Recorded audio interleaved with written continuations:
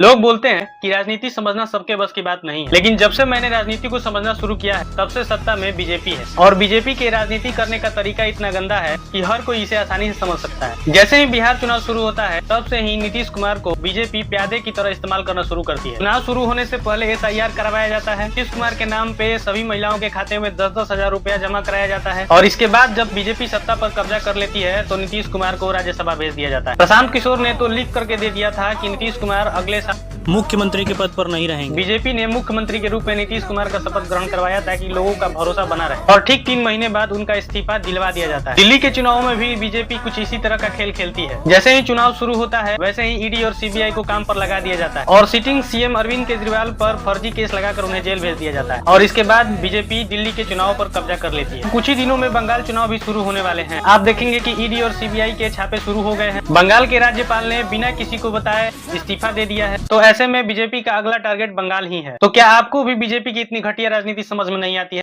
Comment में जरूर बताइए।